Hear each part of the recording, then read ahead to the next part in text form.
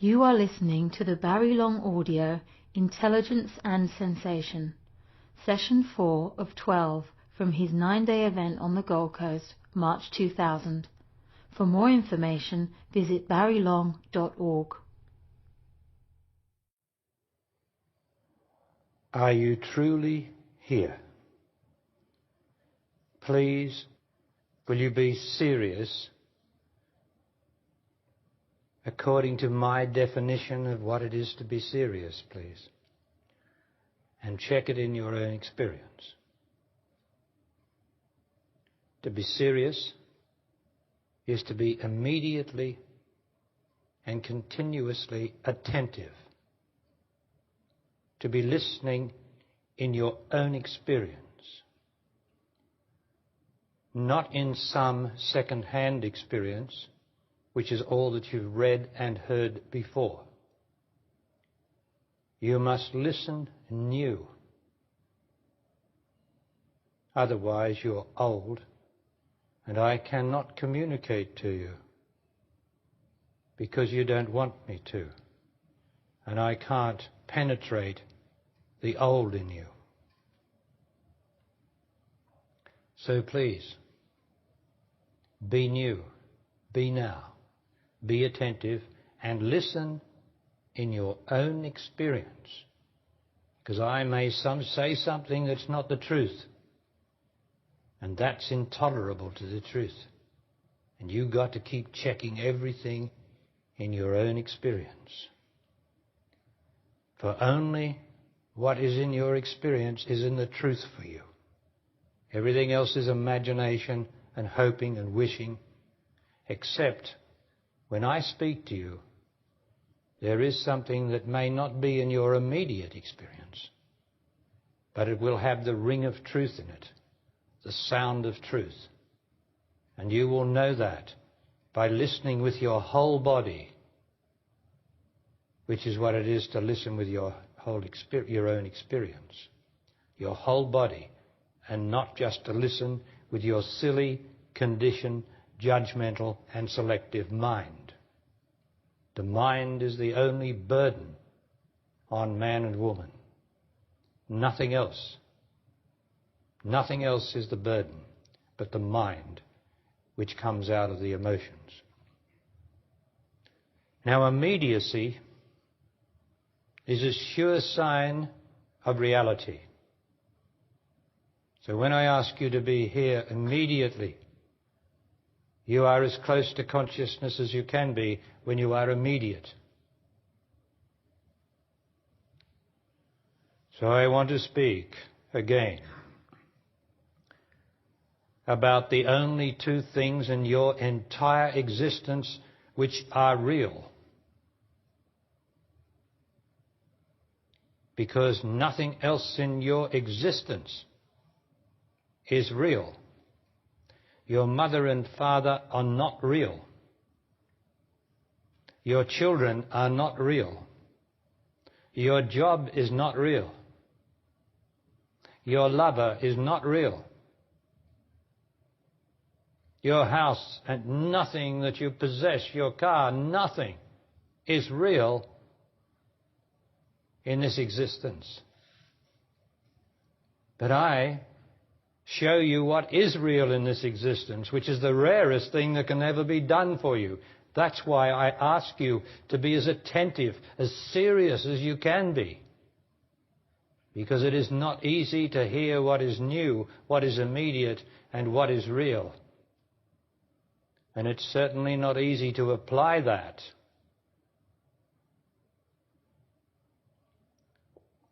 So I've dismissed the whole of existence as being unreal.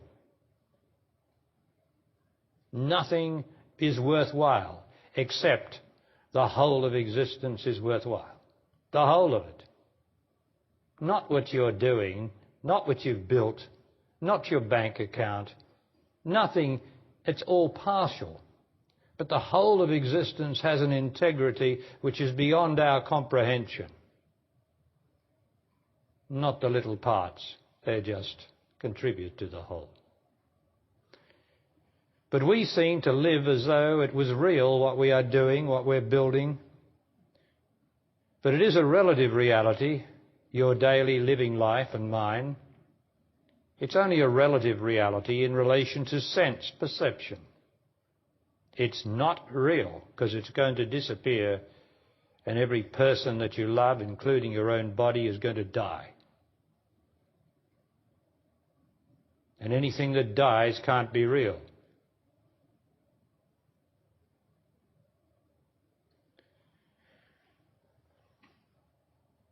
Now, there is a thing called a pure intelligence. It is very, very rare on this planet. That's why it's called pure intelligence and not just intelligence. Because intelligence, as I've said, is what everybody is using out there in the university, and all the professors and all the scientific gentlemen and all the computer operators and programmers and whatever they call it. They're all intelligent, but they're not pure intelligence. So everything that they do will pass away. Nothing will continue the same. Even as the scientists have discovered, they were so sure. They were so sure, although I've been telling them differently for 20 years, they were so sure that there was nothing could exceed the speed of light. Well, now I hear that something has happened where they think that something might be able to go faster than the speed of light, which just shows how slow they are. Because my consciousness is faster than the speed of light, and so is the consciousness of the realized truth of God. That's why it's so rare too. And that's intelligence, pure intelligence, not just intelligence that understands and that learns. So there's pure intelligence. Then there is pure sensation. Now, pure sensation must not be confused with false sensation. I'll describe the difference to you. All emotions, all feelings are false sensation. They move in a certain way, emotions and feelings. They're moving in a certain way. And they can give the impression that they are sensation. And you could think or surmise that when you are practicing this, of putting your pure intelligence on sensation, you could draw the conclusion that you're in that state when you are focusing on your emotions, your feelings, because they're a false sensation. There is no truth in any feeling that you have or ever will have. Now, that could be quite straightforward, couldn't it, if you could only prove the truth of that in your own experience. Every error that you've ever made has been due to you acting off your feelings. And every error you will ever make again will be because you're acting off your feelings instead of the fact and the truth. So, feelings and emotions can give the appearance of being true or pure sensation, and they are just the opposite. Now, it is my job to demonstrate to you what pure sensation is. For there's only the two realities in your entire existence. I've wiped out everything else because it all dies and passes away. But these two things will never, ever die or pass away. They might disappear in what is called sleep, but they have not passed away. It's just that you can't register them anymore because you're not there anymore. You've gone into another place where you can't register as you can here. And they are the two realities in your existence. The only things that are true is your pure intelligence, which doesn't have any thought in it whatever. Now you are looking at the speaker. Now it is pure intelligence to be able to look at the speaker without interpreting what the speaker's saying. But the usual error is to interpret what I'm saying through your conditioning or through your mind or through your emotions. As a result of most of the humanity doing that, it then results in a monitor inside your head, inside your body, that surprisingly has conversations with you and you have conversations with it. It tells you, well, that's good, oh, that's not good, or it tells you, yes, I'm doing this, I'm doing that. It tells you everything that's unnecessary because it's your body that's doing it, and this little Sir Echo is telling you what your body's doing and is giving an opinion because you have entertained it instead of being pure intelligence. So you get the echo of existence through your memory and this conversation, this monitor, this phony little Sir Echo that you get inside your head to comment on it when you're making love. When you're doing anything, it will comment and you will think it's all right. But it's not all right. It's not all right. It brings despair because there's two of you in the one body. One that's unintelligent, which is little Sir Echo, and the other one which is your struggling intelligence, which this little Sir Echo is using. And so you're not pure intelligence. And that's the whole human race. This happens to the whole human race. It just doesn't happen to you or the person next to you. Every 6 billion of them have the conversation going on inside their head because they're unintelligent. Well, when you're intelligent, you don't have conversations going on inside your head. Are you hearing me? All I'm doing is endeavouring to describe to you the value of becoming intelligent.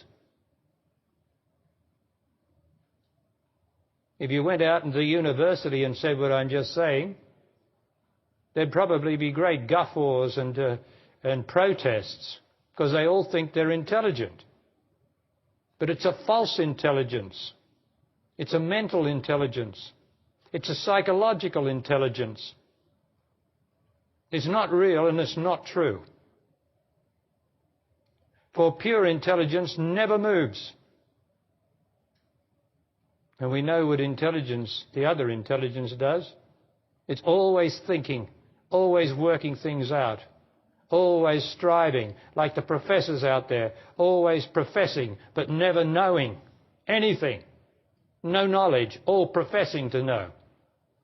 And the students, because the professors don't know, the students will never know. Only when the master knows and doesn't profess to know can he help his students. Are you getting the picture, please? Because I'm talking about the whole of humanity. And I'm endeavouring to help you to be different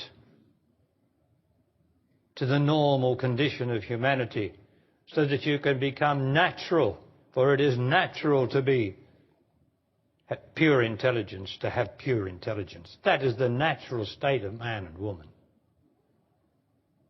But it has become sullied by emotions, by screaming fits, by anger, by greed, by opinions, terrible opinions. Everybody's got an opinion about everything, and no opinion is worth that, as no feeling is worth that, and no emotion is worth that, because that's all false. So that's where we are. That's why I want you still as you can be and as serious as you can be, in the sense of being fully attentive Because I can penetrate you, I can change you deep down inside of you, underneath your conditioning, if you are only willing to be changed, to be new.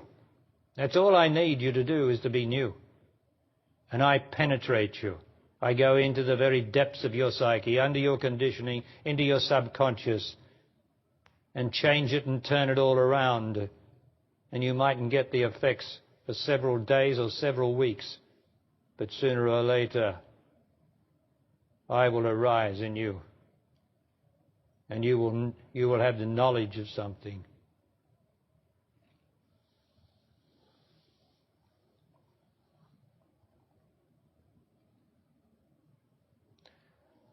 So pure sensation has got lost to the human race. If I went out there into the university and said this, I'd say, well, what's pure sensation? Tell me. They wouldn't know what I was talking about. If I went down into the main street, no one would know what I was talking about. Because you have to do it. You have to be it to know it. You can't learn it from a book. Although people learn everything from books and tapes and then mouth it as their own. But it doesn't mean anything. It has to be in your experience. And that's what we do here. Endeavouring to make the living truth true in your experience.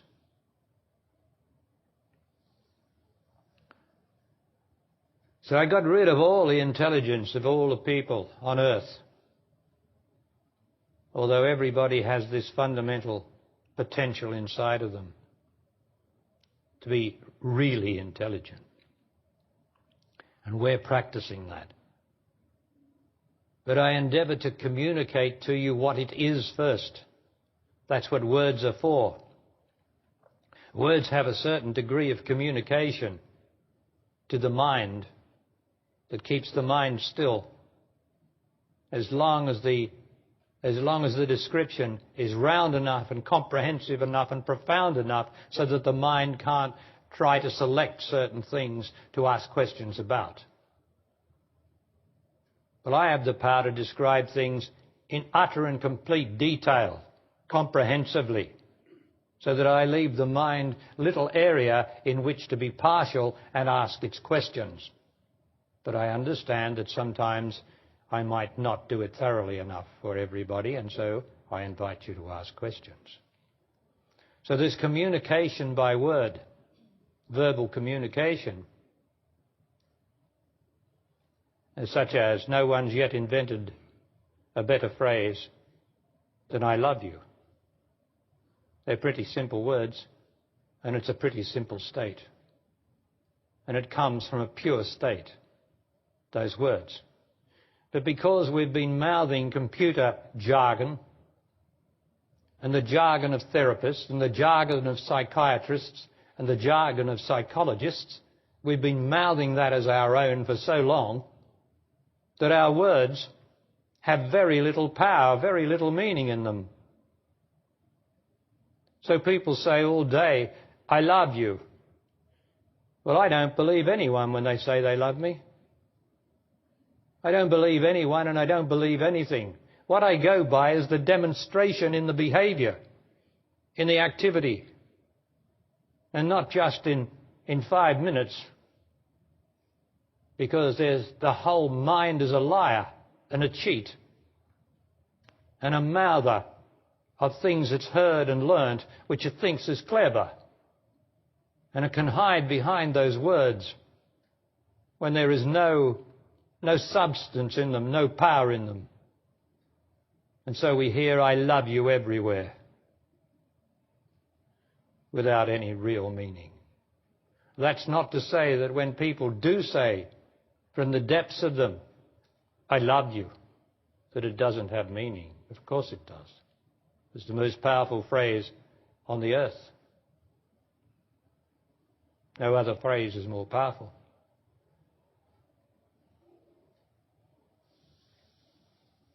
Because you could be speaking to God, couldn't you? I love you. What more can you say about the other? that has no objectification, that you can't describe. You just say, I love you, or I love it. And I don't know what I love, and I don't know what you are, and I don't know even whether you are. I don't know that either. I don't know anything about you except I love you. Because I'm talking about the love of God, the love of the other, the love of the unknown, the love of the incomprehensible. That's what I'm talking about. And that is possible with pure intelligence, to love that, to not only love it, but by loving it, to be able to perceive it when it has no objectification whatever. There is no knowing in it. You can't know it, but you can love it. And love is the finest and most beautiful communication that is possible on this earth. But that's at a level underneath words, isn't it? That communication, it comes from a depth inside the psyche. It has a reality. It makes a reality in the words. Like my words have a reality because it comes from the depths of my love of God, my love of life, my love of truth. So what I say is substantive, because I live it. And if you don't live it, it's not true. So that's what I'm endeavouring to impart to you. What is your right? This is your natural right, is to be pure intelligence. Your natural right is to be able to perceive in the sense of no objectification, no knowing the other, the it, the thing that never dies, the foreverness, the eternalness, the wonder, the unimaginable. Fancy loving something that's unimaginable. You can't objectify something that's unimaginable, because if you can imagine it, then it's an object. Now, pure intelligence is to love that. And that's your natural state, for you came out of that.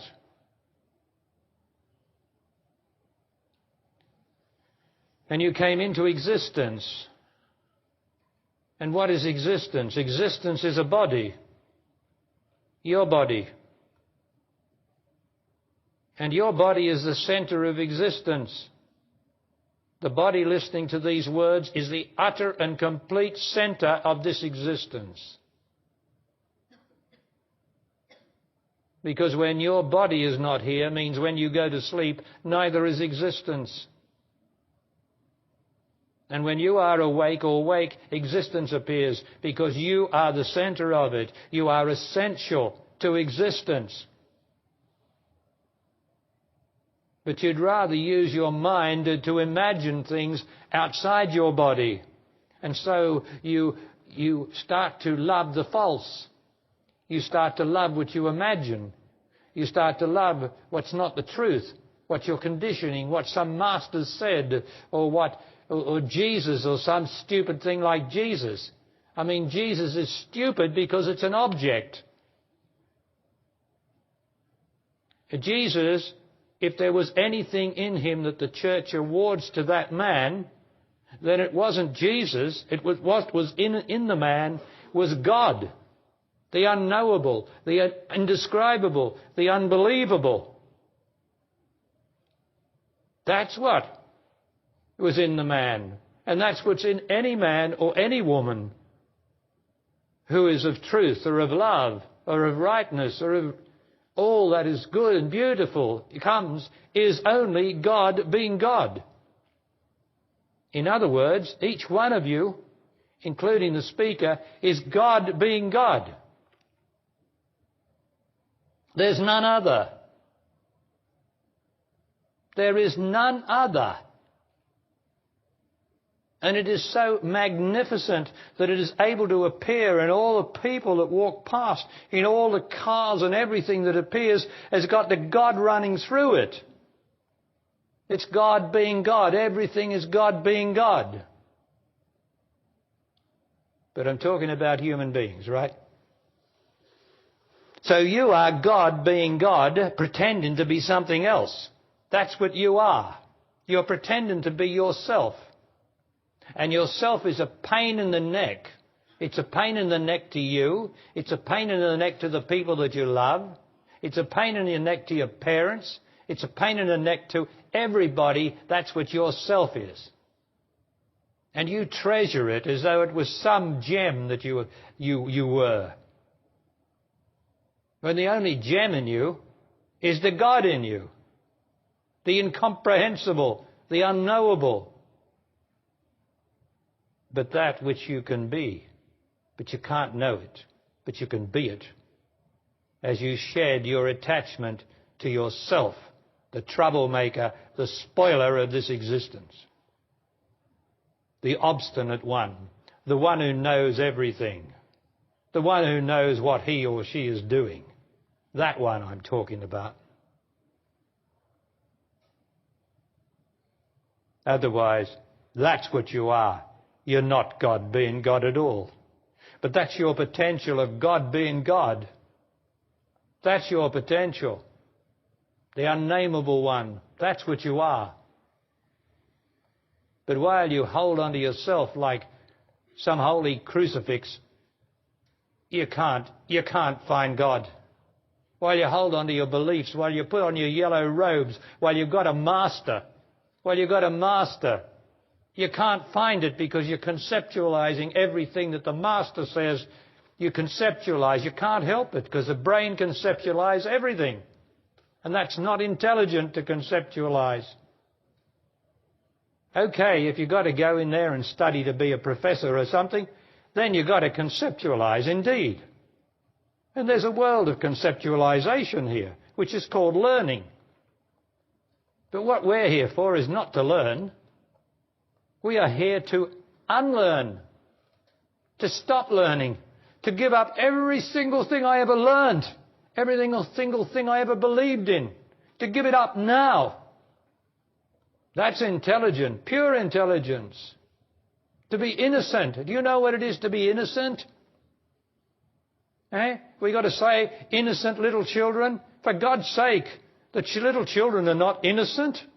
They've got a whole spring of experience needed inside of them, and they're going to cause dreadful unhappiness to themselves and all the people that love them. They're not innocent. Their bodies are. But there's something inside them, isn't there, that needs the experience. And that's not innocent. You can only become innocent when you have experienced enough. And when you're prepared to give up the burden of being attached to all your experience and all your opinions.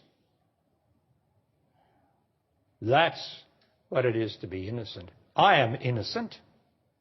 Of course I'm innocent. How could I talk about innocent if I wasn't innocent? The next time you're talking to someone who says they're innocent, say, well, then you must be innocent. Then you must have no burden. Your life must be absolutely perfect in every respect, particularly your love life. Is that right? Yeah. Yes. Innocence is a remarkable thing because it's the closest thing to God. And then we have a pure heart. Well, there's nothing like a pure heart. It is a most beautiful thing to have a pure heart. Do you think I'm being too romantic here? Do you think I'm being too abstract? Or is your intelligence up to listening to me? What is it to have a pure heart? These words are not just inventions. They've been handed down from people since time immemorial. The pure of heart shall see God. What is it to be pure of heart? For God's sake, will anyone tell us? Instead of these stupid churchianity guys, Christianities. What is it to be pure of heart? Your intention matches your action. When your thinking matches your actions? Your intention. When your intentions matches your actions? No, that might be true at that level. But the pure of heart is to have your heart broken and not to blame, accuse, or complain about anyone or anything in your life, and not to hold on to it. That's what it is to be pure of heart. No longer to blame, accuse, or complain about your life. But your heart has to be broken. So many hearts have been broken and nothing gained from it. Nothing. How many women here have had their hearts broken? How many men here have had their hearts broken, but particularly women, and nothing gained?